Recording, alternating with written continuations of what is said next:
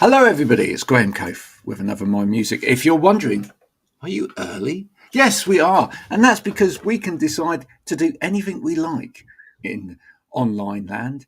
It's not like a live gig.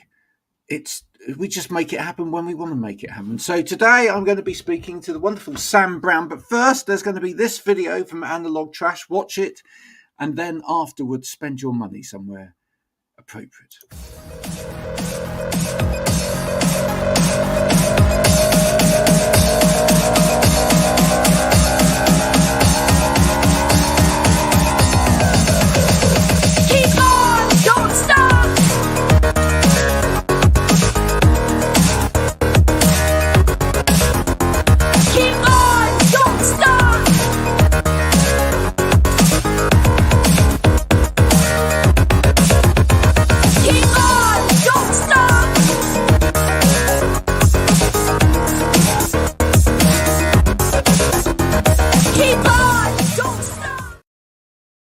And here we are. I've got an Analog Trash sticker, which they sent me in the post. I'm going to now wear that with pride over there.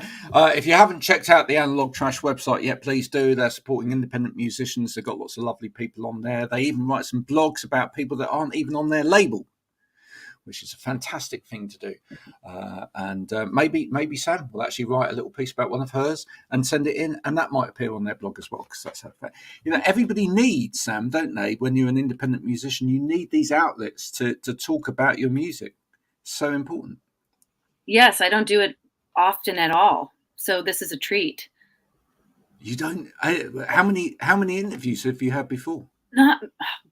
Maybe like when my album first came out, that was 2018. I think I did a couple in locally. And when I was a kid, actually, I got more interviews when I was a younger musician, like 17, 18. But no, in the past year, I haven't really had the chance. So a couple of years ago, you did a lot of interviews, and now it's... Yeah. COVID kind of, the momentum went away. And so now I'm like playing again, and more opportunities are coming up. So it's been really great. Where did you start music-wise? What got you into music in the first place?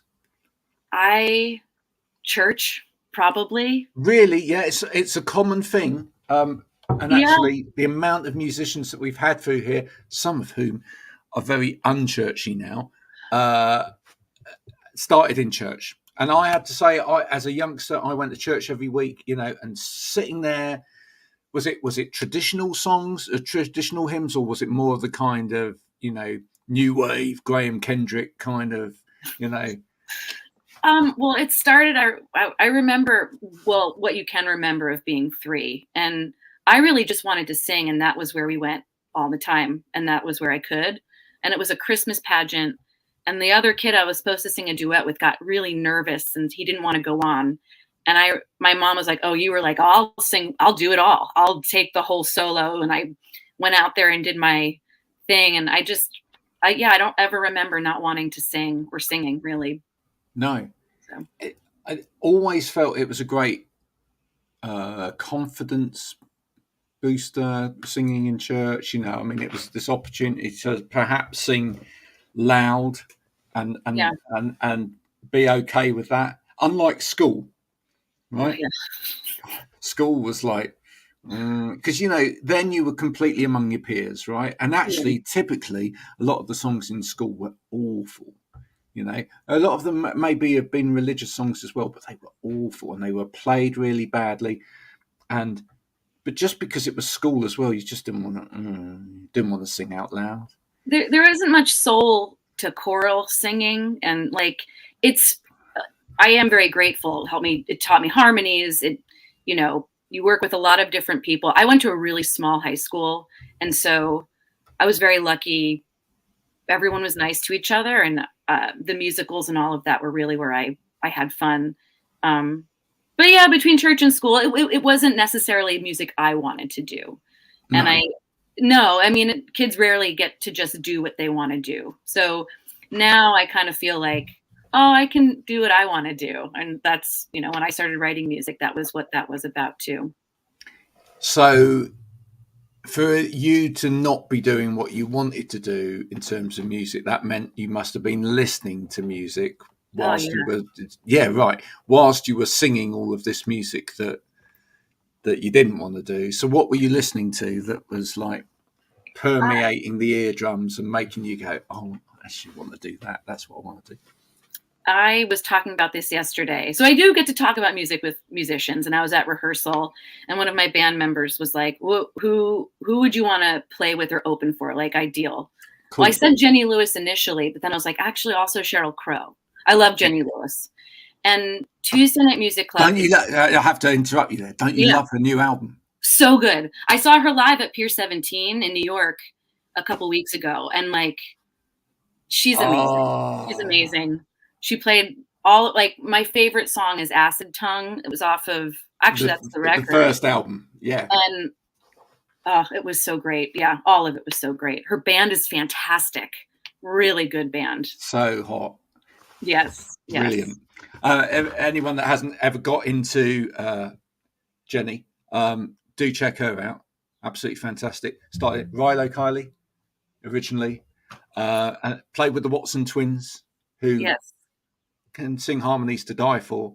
Rabbit Fur Coat, that's a great album as well. If you haven't heard Rabbit Fur Coat, there you go. You've got to listen to that. And then Sam Brown. It's all it's a natural evolution. Well, I hope it's in the same realm of. In the same realm, yeah. What is it about people like Sheryl Crow, Jenny Lewis, that ticks the right boxes for you?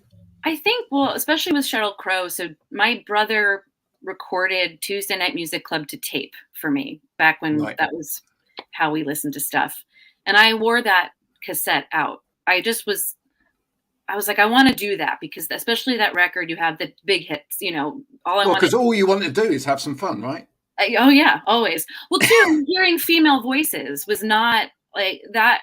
I remember thinking there was a moment I was like, oh, I learned harmony really well because I can't sing in male octaves. That's not where my voice sits. So when I could finally, I was like, I like this music and I can sing along with it. And the writing, I was just sort of like, that's how I want to write. I want to write that. Because she's I don't know if you're familiar with that album. Of course. Yeah. It's 30th anniversary this year. And I'm actually doing a tribute for it in the end of August, which will be fun. Are you? Yeah. Whole record, front to back, and then some special guests. Yeah, so it's going to be a good time. Wow. Who else is involved in that? Let's see. My friends. Well, my brother's playing bass. When I started playing with the band, he was my bassist. So he's going to come back, play some bass. Conrad Meisner is on the drums. He's great. And then this guy, Sam Talmadge, younger guy coming up, really great in the country scene around Williamsburg. And I got him before he's jaded and wants $1,000 for a gig. And of course, you've invited Sheryl down for the session. Oh yeah, no. Yeah? I mean, what? It's a long shot. Maybe I'll shoot her a I think so. I think we should I need to always write these things down, because otherwise I forget as soon as we get off air, because I've got a memory like a sieve. But I'm going to get a pen right now. I need to tag Sheryl Crow in to this interview as it goes out, so that Sheryl, if you're listening, it's a whole thing going down. 30 years, that record. Sam's going to do it. Some great musicians. You could come along. You could sing backing or something like that. I mean, you can do whatever you'd like. Really, you could take my guitar. I don't care. She could be your guitar tech for the evening. I mean, she's a great musician, so. Yeah. Gosh, what a dream. And that inspired you to start writing? People like that? Or were you writing anyway, and then listening to people like that and thinking that's more my voice, because I kind of relate to that in terms of the head sound and everything else as well, but also that these are women that have got something to say, which is quite important. Yeah, I was always writing poetry. I wrote a lot of poetry as a kid, and a lot of it I just would put to melodies. And then my mom taught me 3 chords when I was like 12, and I started writing my first songs then. But yeah, I think it clicked in. I think it was, I already had this thing I wanted to do, and then that was the way I'd want to do it. I I'll never replicate any of the Tuesday Night Music Club. It was just such a stellar album of the time that's timeless. Actually, It is, but listen, never say never, right? Never say never, because you never know. It's within all of us to write a classic. I think. I think it's within all of us to write something incredibly profound that actually changes everybody. I think it's just a case of sometimes having the opportunity in the right time, yeah, or even having the time to actually do it, right. because it costs money to live. Yeah. Oh, there's that. Yeah, for sure. Right? Yeah. Yep. So when and I bang on about it time and time again on this show, because ultimately when people think about musicians, it's almost like musicians belong in a bubble to the rest of the world, where they can take all the time in the world to write these songs, and that's fine, because they're living off of thin air and candy floss. And one day the wonderful songs that they're writing come out, and then they're famous, and we all enjoy them, and it's all lovely. But that's not the reality for most people, and that actually isn't the reality for most people behind some of those classic albums either. You know, Oh somehow they yeah. struggled on. They lived off tins of baked beans for weeks on end. Yeah. Yeah, it So is a struggle for sure. I was talking to my drummer about that. He was like, there's this assumption you can only make a living one way, especially with musicians, and that's well, really, you can't. By necessity. That's unless you're very lucky and you've got that niche. You're also an engineer and you do all these other things, but generally, no, not just as a songwriter and a singer. look, even Ed Sheeran knows that, right? Because look at him now. He's there. He's playing stadiums every night, but he's Mm. still handing out hot dogs. Right? He's still working two jobs. You Gotta know, stay humble, I guess. I think it's more publicity, but I think he comes from a work ethic though, and I Yeah, think he's paid his dues. He's worked really hard to get where he is, and I think he likes mucking in, because I think that's where he came from, and I think a lot of great musicians don't mind getting their hands dirty, because they've had to get their hands dirty over yeah, the years in order to do it. So those are really great musicians to have as influences there. What about? I always like to know: was there a bit of somebody else in there in the influences streak that was a little bit left field, that was maybe a little bit not so cool? Somebody that perhaps you wouldn't necessarily admit to, but actually, yeah, quite like them. well, I came of age in the NSYNC Britney Spears era of pop music, and I was obsessed with NSYNC. Like recorded everything DVR. We didn't have DVR, so it was all VHS. Um, but that was cool within my friend groups because we were all teeny boppers, I guess. But around 12, I became obsessed with Frank Sinatra, and that was that to. I mean, for me, even now as a performer, I would love to. I went to acting school. I dance a bit. I like a triple threat. And that was sort of like, oh, I want to be that entertainer. I love the Rat Pack. But inviting 12 and 13-year-old girls over to watch like From Here to Eternity or Von Ryan's Express was not really. I watched a lot of movies alone. I'll put it that way. Isn't it funny about Frank Sinatra and the Rat Pack and that kind of music? Actually, I mean, I walked into the kitchen the other day and my son was listening to the best of Frank Sinatra, and Oh, he's 14 now, mm, right? It's just one of these artists that people sort of discover at some point in their teenage lives, I think, where I don't know exactly what it is. Maybe it's just the kind of delivery, the effort, seemingly effortless tone of it, or yeah, just I don't know, maybe just something about the purity of that songwriting that kind of captures all of us at some point and makes us go, "Wow, that was Yeah. that was that's class. It's class. That's what it is. There's a classiness to it Yeah. that perhaps eludes a lot of other pop music or whatever. Even the fact that wearing a suit and looking sharp and Oh, I mean, well, his voice, Frank Sinatra's voice in particular, it's just so rich and earnest. There's like an earnestness to how he sings. But that whole era, like I was saying to a friend, I said, when I get ready for shows, my rule is if I don't look as good or better than the audience, that's not okay. I mean, I've had to offer irons to some of my band members, but there was just that put together yet ease, like sharp, but they were easy breezy on stage. Their musicianship was I think way better than people probably understood.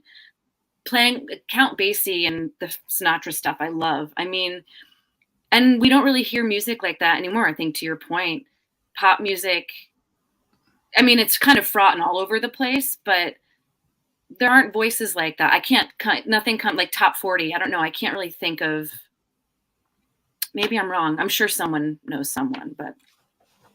do you think, in terms of songwriting, do you feel that the songs got forgotten sometimes these days? Oh yeah. Yeah. It's interesting that so to pivot just a little bit to country music, which has made a huge comeback in the Williamsburg, Brooklyn scene, and not like it's massive in the UK. It's amazing. Massive in the UK. Do you know it was actually on a news item on the news? It's the biggest scene in the UK right now. Biggest. It's wild. But is it contemporary country more so? Yeah, pretty much. Yeah. So I'm out of the loop with anything contemporary, like past, I think 2000. I'm like, I don't really know, but old, like Hank Williams, like all of these, like Don Williams, all of these artists that I haven't heard since I was a young kid, because my mom's from the South and we loved Patsy Cline and Willie Nelson, and people are like loving it. There's line dancing and all of these big like hootenannies going on. I'm pretty impressed. I think people, especially younger people, are, because we're so digitalized, we're so used to auto-tune. I think there is this hunger for like just something a little bit less filtered, and live bands do that, and older music and listening to older music. There was no auto-tune. They would record one take to vinyl. That's what you got because you had that band in there. It excites me. But I as far as like the Rat Pack and that, I don't know. Maybe I should try to get it going again somewhere in New York. Yeah, I'm sure someone is. But what when you write, do you look for that kind of intimacy in the song, so that actually that this is going to work with your voice and guitar before anything else? I'm pretty, and I can sit down and write if there's a person and we're co-writing. Generally, when I do that for just on my own, it doesn't go well. And I've tried to remove myself from narratives, but for me, it's very personal. It's very personal. I think the most recent song I wrote, I was just messing around. I wasn't trying to write. And a melody came. I was like, oh, I like that. Oh, and then the feeling of the song came. Oh, I like that. But I had to go to bed. It was like 1 a.m. So I recorded it. And then the next day, I think in 40 minutes, I had this song. And I was like, great. But yeah, it's completely from me. There's no, I'm trying to get where I'm a little removed and maybe write about other people might be nice. Do you like talking? I mean, if you're being asked by like a journalist or anything like that, do you like talking about the personal aspect of what you've written about, or do you prefer that that's kind of just left for the audience to make their own minds up? Because well, as a person who's watched a lot of interviews, I mean, the juicy stuff is hearing the personal things that go into it. I mean, like Fleetwood Mac, I mean, good Lord. But I I'm not shy sharing. I'm also, a writer, and I write a lot of personal essays. And so it's part of it. I respect other people want more privacy, and there are parts of my life that I won't discuss, but I put it out there. It's in the public already. And just I think that's my disposition. I'm pretty open book. You're quite happy to kind of let people delve inside, etc. Do you ever laugh at people getting it wrong? Do you ever?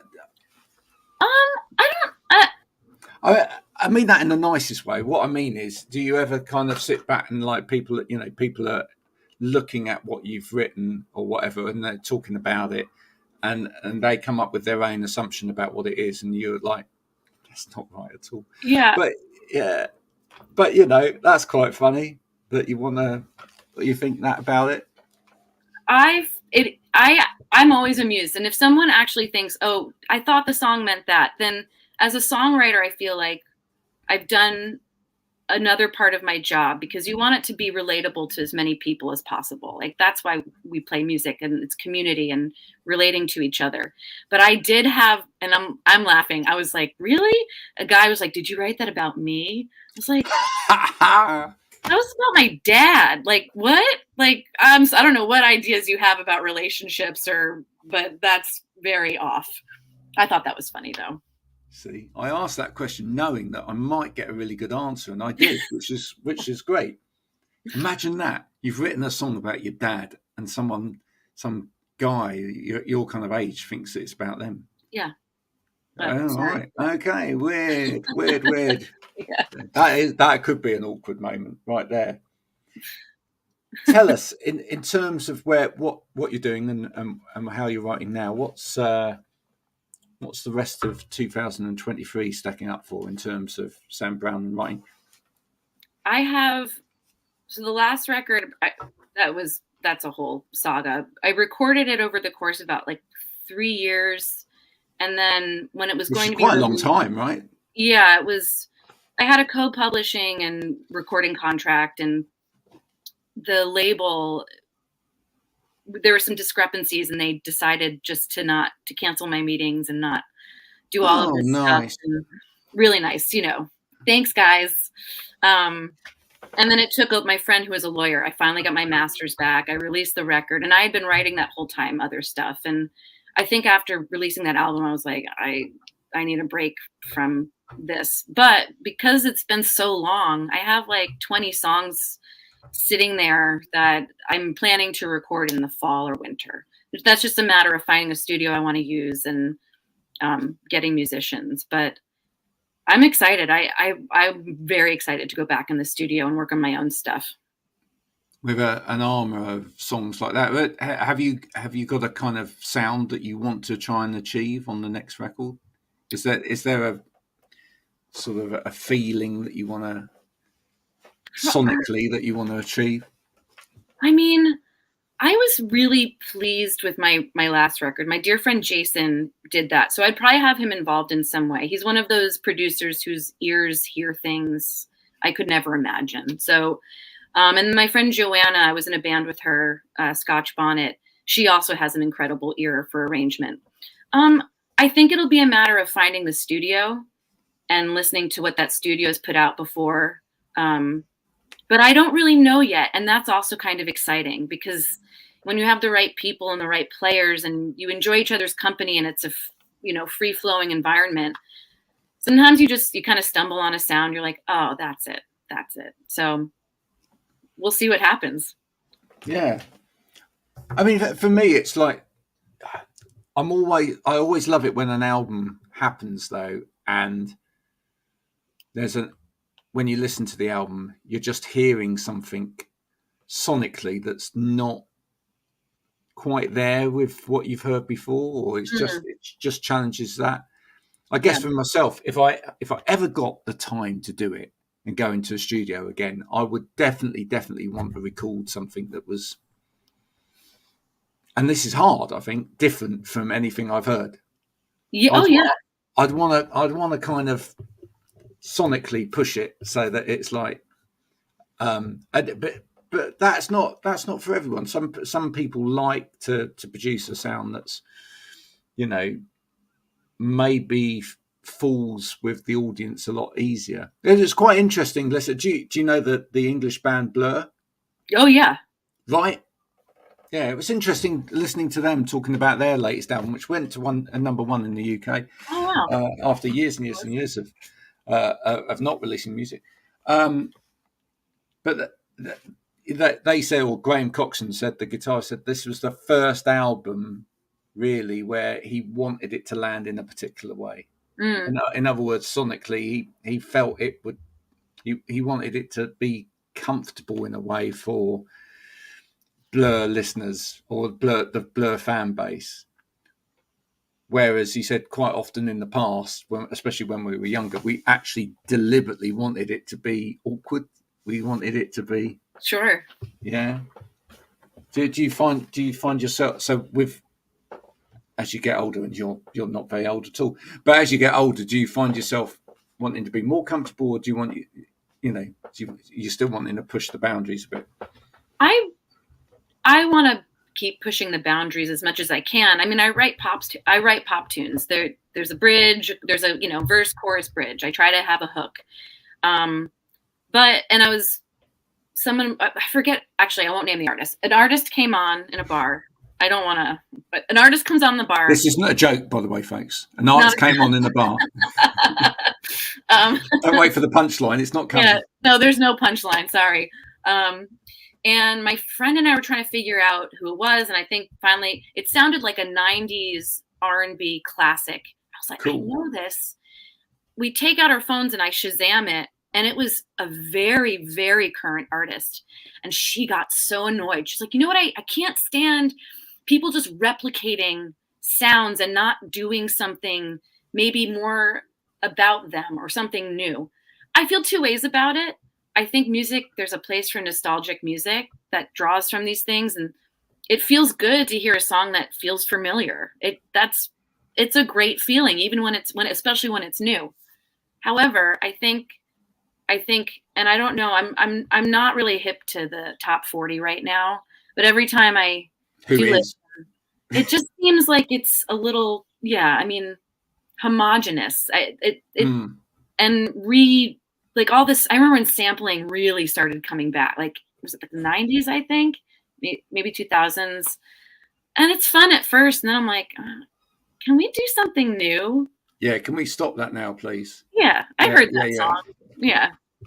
That's the thing, when you listen to, I don't listen to the charts anymore. I'll be completely honest. And one of the reasons is, if you put the charts on the little black dot in the corner of the room, it's just like everything sounds the same for whole parts of it. And then there's 2 or 3 other songs that all sound the same, etc. And, it kind of sounds like radio, which, and you're lucky over in the States in that you actually have more radio stations that, proper radio stations that actually play, music that they want to play, right? Whereas we have a lot of radio stations over here, which are all the same radio station. They're just all pumping out the same thing with a little bit of different title at the beginning of it. No disrespect to any of the people that run those radio stations, it's rubbish. But no disrespect at all. But I can't stand it. I mean, I take the kids to school in the morning in the car, and it's like Groundhog Day. We put the radio on. There's these 5 or 6 tunes or whatever. You get to school, you pick them up in the afternoon. There's the 5 or 6 songs again. You go and get in the car the next day, and it continues for a whole month. It's exactly the same. You think, you feel like Bill Murray. It's like, where am I going? Yeah. No, I don't. I didn't have I didn't realize I had Bluetooth in my car for like 2 or 3 months. Oh. And don't like most cars anyway. So I was listening to the radio, and I was driving a lot from Massachusetts, and I'm like, man, there's barely music on anymore. It's all commercials. Yeah. And it's either like top 40 pop, and you hear it once, you're like, I've heard it enough, or classic rock, which now I've turned on, like, it was like a oldies station, and they were playing Killing Me Softly by the Fugees. And I thought, wait, I thought like Roberta Flack's the oldies, right? Like, and she's one of my all-time. I just was sort of like, I've missed a lot, and also I'm just not interested anymore in the radio. That is crazy. They never play. That is a travesty. They never play the Roberta Flack version. Why? These days they always always play the Fugees. Oh, it's a hit from yesterday. It's the Fugees. No, excuse me, Roberta Flack. Play the original. She's a legend. Yeah, it's interesting. It's interesting. Well, what's interesting about that is if you ask a whole load of young people who wrote that song, it will be the Fugees wrote that. You know? Oh yeah. When you know that it's really become bad is when someone else then covers it again in a third generation, and then there's a whole generation that go, "Oh, they wrote that." You go, "Oh, no. My word, no, the original was back here." Yeah. But the good thing about all of that is that for some people, that is part of how music traverses, which is that you start here and then you go, yeah, but where did that actually come from? Oh, it came from there. And then you find, oh, it actually came from there. And then you go back, and that you know, when you were talking a minute ago about some people get those older sounds in their songs, I think that's natural, because if you've got a respect for a certain era of music or whatever, or certain sound or whatever, you get to a level in your career, you might want to actually pay homage to that. Yeah. Because that's where you've come from, and that's where your listening started, or that's what was, great for you at one time. So why not? That's what I say. Yeah. Sounds like you've got some exciting stuff to happen. Are you playing as many gigs as possible as well? Oh, I'm playing a lot of gigs. It's been fun. But I also, I also teach tennis. That's one of my Do you really? I do. And it's camp season. So that means 9 to 4 I'm outside with a lot of 3-year-olds, which is wild to teach tennis to 3-year-olds also. Oh, well, yeah, because they love it and they're aggressive. It's like herding cats with rackets. It's really wild. But do you get hit around the leg often? I'm very good. No, I don't get hit. I did get bitten once, which was shocking. But can I ask you, 3-year-olds with rackets? Now, are these like the plastic rackets with the big holes in them, or they're tiny? Or the proper strung rackets? Oh, they're properly strung. Oh, they're proper strung rackets with so they're smaller with a proper ball. Mm-hmm. Well, then they have. So it's called Quick Start. There's a red. It's less compression, a little bit fuzzier and big. And there's orange, which is less compression. Then you go to the real tennis balls. So it's less risk for everyone involved. Do you know what? I used to love my tennis lessons. I played for the county when I was young. Oh wow! And because I'm sorry, I'm taking this off at a tangent, but we have to ask these important questions. So do you do that thing where to get your grip stronger, etc.? Do you do that thing, and in your balance and everything else, you do it so many bounces, small bounces on one side, then you turn, and then you start 1, 2, 3, 4, 5, and then on the side of the racket as well? Oh, I can't do that. I would love to. I can do that. I can do that still. Oh wow, that's impressive. Bounce off the side of the racket. Oh yes, maybe I'll do it on here one time. Yeah. All of those people listening on Spotify, you'll love that 5-minute section. You won't be able to see a damn thing, but I'll be bouncing my balls on air, and that's all you care about. That's a clip right there. Oh no, I love it. That's good, and that must be nice, because I bet that relaxes you in a way. That kind of takes you away from, because playing live, and I was talking about this recently with another musician, takes it out of you, right? Oh, yeah. This summer has been fairly exhausting already. I'm super grateful, and I think when you're doing things you love, you can deal with the tiredness. But yeah, I'm working Monday through Friday, 9 to 4, and I just keep taking gigs. So actually on Friday I'm playing an original set in Brooklyn. So I have to leave work early. That's like at 5 p.m., which is super early. And then I have another gig from 8 to 11. So I've been doing this once in a while where I'll have these back-to-back gigs, and you're running around, but there's something so satisfying about doing it, just doing it. I took a little break because I went back to school in my 30s, my mid 30s, and coming back, it's been this really lovely reunion. So I'm like, you know what? I'll deal with the tiredness. It's the busy season for camp. I'll sleep in September. So there you go. Will we ever convince you to come over to the UK and do a little tour? That's I would love to. In fact, once I record, I'm gonna just try to get a tour together because that's what I want to do. That would be fantastic. Let's get you over to the UK. Who would you love to? Is there anyone from the UK that you'd quite like to play with? Is there anyone that's caught your eye from the UK? I don't know. I feel like I listen to musicians and I have no idea where they're from. So yeah, like more. I'm going to give you someone. Yeah. I try and give musicians someone who they might like align with, and maybe they could reach out and kind of make it happen. Someone that's been on this show, Rhiannon Downey. You should, if you haven't seen her yet, you should. So familiar. I don't think I've seen her, but I think I've heard her. Check her out. Okay. Right, check out her stuff. Check out her style. She's got a little bit of country twang in there. She's not country, but she's got that little bit of country twang in there that just gives her. She's actually been playing. She's been playing some gigs, doing the female parts with Paul Heaton from the House Martins and Beautiful South, etc. Yeah, so she's got that kind of that vocal delivery. Yeah. It'll go really well. Reach out to her. Yeah. See if we can make that happen. That would be a lovely thing. That'd be Thank you so much for coming on. Now, listen, we managed to get through the whole interview without mentioning that Sam Brown isn't Sam Brown, the other Sam Brown that you might think that Sam Brown is, but she's not that Sam Brown. So if you were thinking, is this the Sam Brown that did "You Better Stop Before"? No, it's not that Sam Brown. Different Sam Brown. Because Sam Brown, I believe Sam Brown that did that Sam Brown. She lost her voice, and very unfortunately, she was a great musician, but that is not this Sam Brown. Okay, so do check this Sam Brown out. And so, when people search for you on the internet, because that could get confusing, there being another Sam Brown. Oh, it does get confusing. Okay, where is the place that they need to go and search for you, Sam Brown, not the other Sam Brown?